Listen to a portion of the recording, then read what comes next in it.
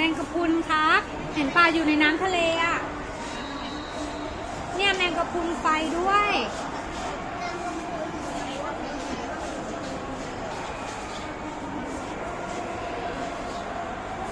สัตว์โลกใต้ทะเลปลาเป็นแบบนี้เป็นตัวเป็นๆเลยนะ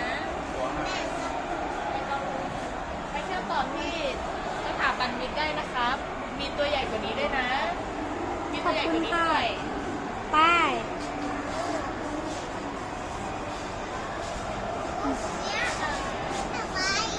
แมงกะพรุนถ้วยได้อยู่ตรงนี้ครับมาดูปลานีโม่แล้ว เนี่ยพี่ตุ้นเห็นไหมของจริงสวยเปล่า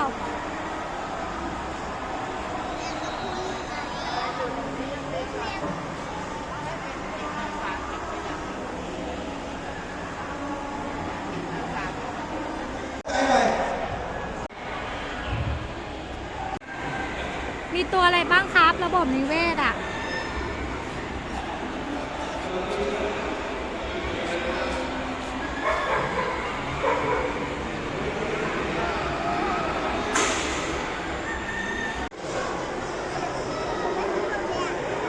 ดูสิครับดูตุ๊กแกบินดิ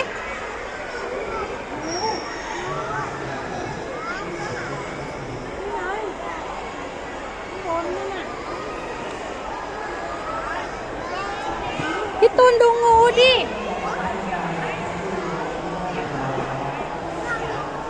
เห็นงูไหมเนี่ยลูก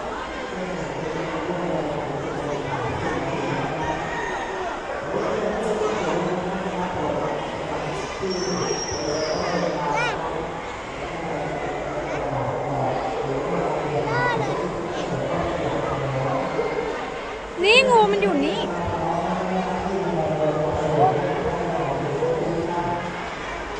พี่ตูนมาทางนี้ป่ะน่ากลัวนี่งูเขียว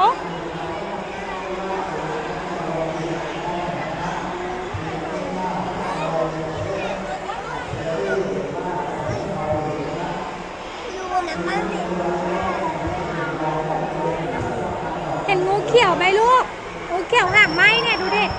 ดูหางมันไหมเนี่ยเห็นปะ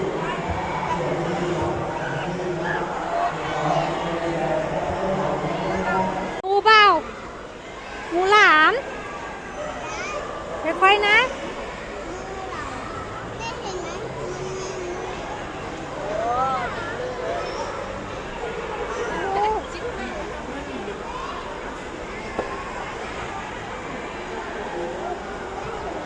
จิ้งเหลนลูก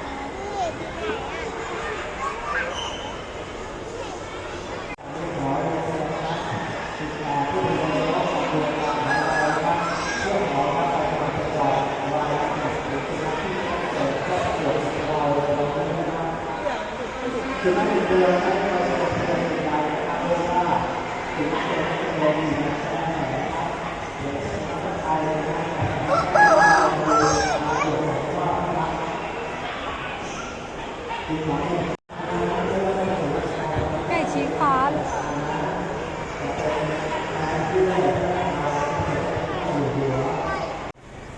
ดูดิแกะเต็มเลย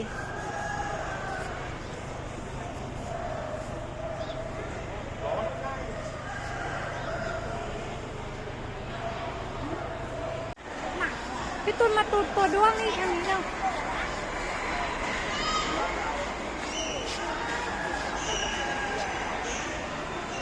เห็นไหม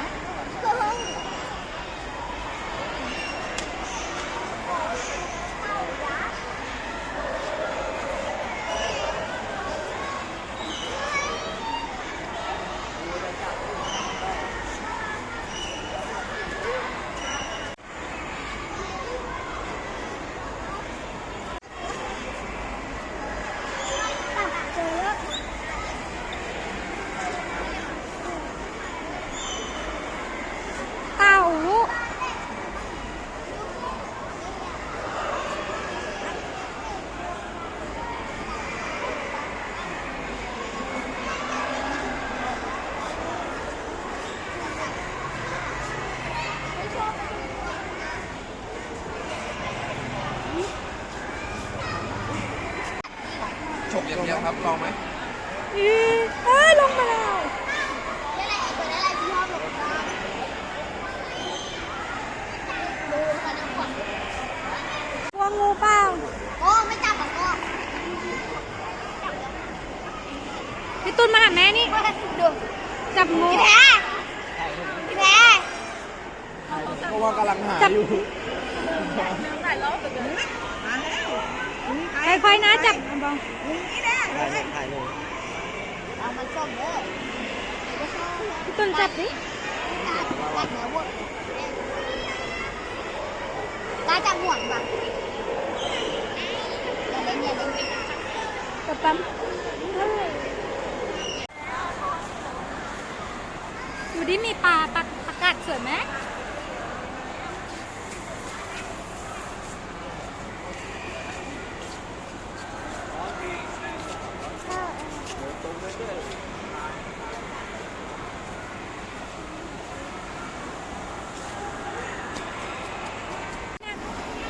เขาโอ้มมาทำ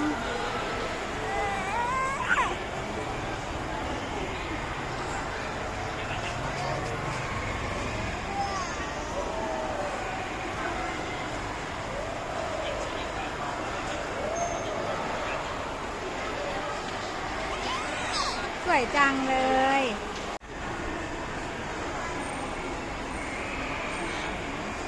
ดูดิมาทางนี้มากลูก ดูปลามีปีกแล้ว ไหนตัวนี้เลยเหรอตัวนี้เลยเหรอมองไม่เห็นเลยอ่ะ ปลากัดมีปีก